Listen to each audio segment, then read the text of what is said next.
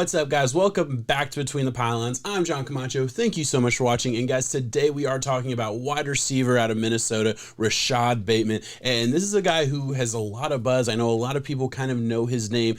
He came on strong really last year, over 1,200 yards on 60 receptions in Minnesota. And then the 2020 season happens. We all know about everything that went on in the football world. He ends up playing about 5 games after opting in and opting out and a lot of crap that happened in Minnesota. It is what it is. I don't hold any of that against him. It did make his grading process a little bit more difficult. This is one of the first guys that I watched where I watched, all the games that were available to me, and I still wasn't sure exactly how I felt. And that's why I kind of procrastinated on making this video. I know it was requested really early on in this process, and I procrastinated, put something else out there, and then it was requested again kind of recently, and I was like, you know what, I need to dive back into Bateman, really figure out where I'm at with this guy, and I'm glad I did, and I'm really excited to talk about him. Let's get right into the film portion of this video, and then we'll get into the skill chart and all the other things. So the biggest thing about Rashod Bateman's game is his route running ability. He is an excellent route runner. We're gonna see Rashod Bateman at the top of your screen here, and you'll see him. It's just a slant route. It's a basic slant route, five step cut, and ball should be in your hand. Honestly, was kind of thrown a little bit behind him. You'll see that a lot when you watch Rashod Bateman, the quarterback. It's a fine college quarterback, but certainly left a lot to be desired. Just look at the technique here. You see him line up right on that hash mark, right? Like he's right there on the hash mark, and he runs this route and kind of makes the defender believe that he's going to maybe take that outside release up the sideline, and instead, right at 5 yards, just cuts it back inside, just creates more space for himself, puts the defender in really bad leverage because of the way he runs this route. Just really technically refined, such a good route runner, understands leverage, understands the intricacies of the position at a very high level. And then on this play, we're seeing a very similar thing. We see him at the bottom of your screen this time, has very quick feet, throws the defender off balance again there, puts him in quicksand at the top of his route, cuts inside, nowhere to go inside, so he cuts it back outside, gets a nice block from number 7 there, and is able to get inside the 10-yard line. Good athleticism, and honestly, what I really like about this play is it showed his play speed, and that's something I wondered about going through his film, because it's like he's a long strider, and that kind of messed me up a little bit when I first started watching him. Definitely has enough speed to play at the NFL level. And then here again, we have a little wide receiver screen, another example of his speed.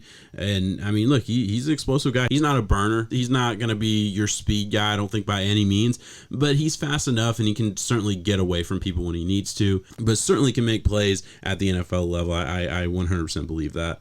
And then again, here we're going to see another good example of his route running, just a one-on-one play against Penn State. He's able to get open and just, again, puts the defender in quicksand here.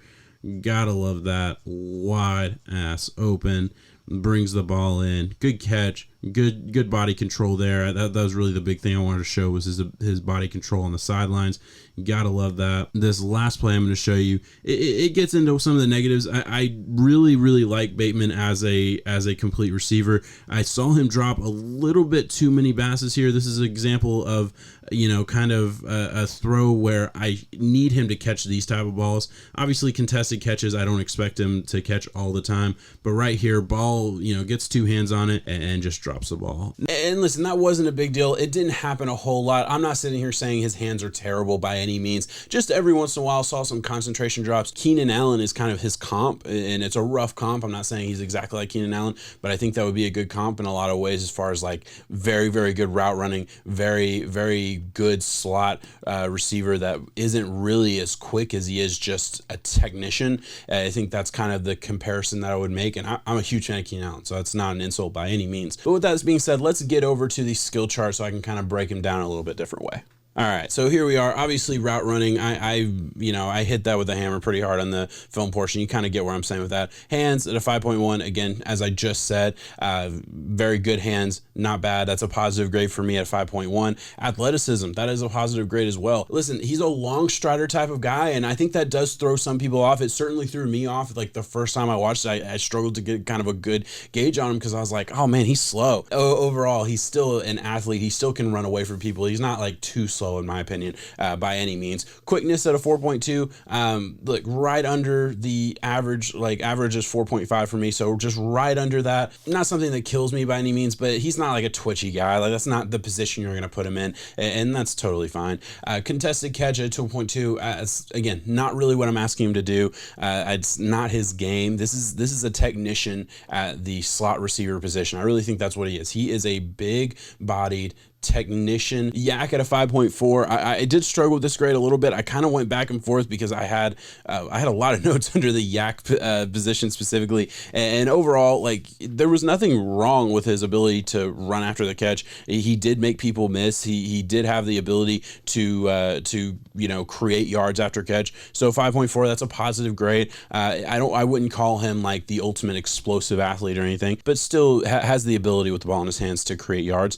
Cut, change of the direction, that is an elite grade for me. His ability to cut on a dime, his shiftiness is very, very good. And I think it's part of why he is such an elite route runner. Route tree at a 6, that's kind of an interesting one because it's like, yeah, I think he's a really great route runner. First of all, he can run every route. I have no doubt about it. But route tree is specifically me counting every route that I saw throughout watching his games. So I wish that was higher. I think that's just more in line to like Minnesota's offense and what he was asked to do. It is what it is. Again, not a bad grade at all. Contact balance 3.1. I mentioned this in the film portion of the video a little bit. In earlier videos, I used to kind of break this down. I didn't feel the need to do it in this one. I think it's kind of self-explanatory. It can get pushed around a little bit at times. I wish he was a little bit stronger at the point of attack. I wish he was a little bit more physical as a receiver. It's definitely an issue for me. And really, I think if that and contested catch were just a little bit better grades overall, he would be a borderline first round pick for me. And that's kind of why he's not. I think those are like the two biggest reasons that like takes it down for me personally. Let me know in the comments if you disagree with either of those takes, but that's just kind of where I'm at with the player. Body control, very, very good. 6.3. Has really good body control, can contort his body. I mean, the route running and all the other things kind of go into that. So you have no issue with that at all. Release at 7.8. Again, elite. That kind of goes into what I talked about with his route running and all those things. Very, very good. Separation of 4.7. This is a weird one because, I mean, he does create separation very, very easily with his route running. Like he puts people in quicksand. He turns people around, put like all of the things that you want to see from a wide receiver, he does. But when it's just 1v1 running down the sidelines or something like that, he's not creating separation with his athleticism. And that's a big thing to me. So that's why it's an elite. It's above average because, I mean, he's still creating separation. He's still getting open. So that's the whole point. So it's still going to be a positive grade for me. But I couldn't put it in that like next tier of grade because I want a guy who can just get open regardless of the route running. I just want the pure physical ability to be able to get open, especially at the college level. I hope that makes sense. And then lastly, blocking. I mean, this dude, he's a team player. He blocks ferociously at a 6.3. Had no problem with that at all. That's a very good grade especially for blocking for a wide receiver. Overall, I look at Rashod Bateman as firmly a day 2 pick. I'm not exactly sure where he'll end up going. For me, he is going to be somewhere in the top 10, but like between 5 and 10, somewhere in that ballpark, really close to Amon-Ra St. Brown, who I do have a draft profile on. You should check that out if you're interested. As far as like a grade, that's kind of where I have him graded, which is probably a little bit lower than maybe the norm. At least for me, I have consistently heard him talked about in like the first round conversation, especially before the 2020 season. All of the way too early mocks had Rashod Bateman as one of those top wide receivers in this class. I don't see it that way.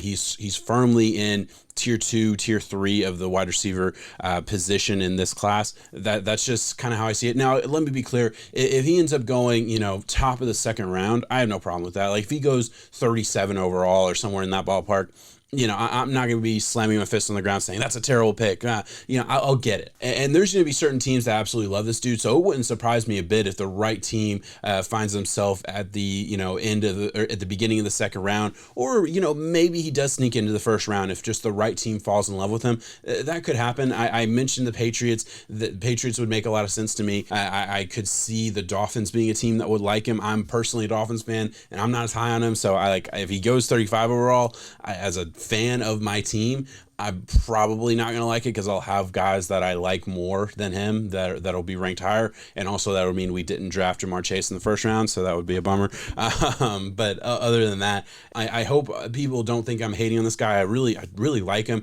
I don't think it's an insult to say, hey, you're a second round pick. You might fall into the third, but overall, I think you have a lot of potential to be really good in the league. Most likely going to be like a really good second round pick that ends up playing for a long time and ends up being a really good player. That's kind of what I see from him. But guys, that is all I have on Rashod Bateman. Please let me know in the comments below what you think of the player. And guys, if you have made it this far, then you should definitely hit that subscribe button if you haven't already. Like this video to help out the YouTube algorithm. All of the things that you got to do. Thank you so much for watching, guys. Peace out.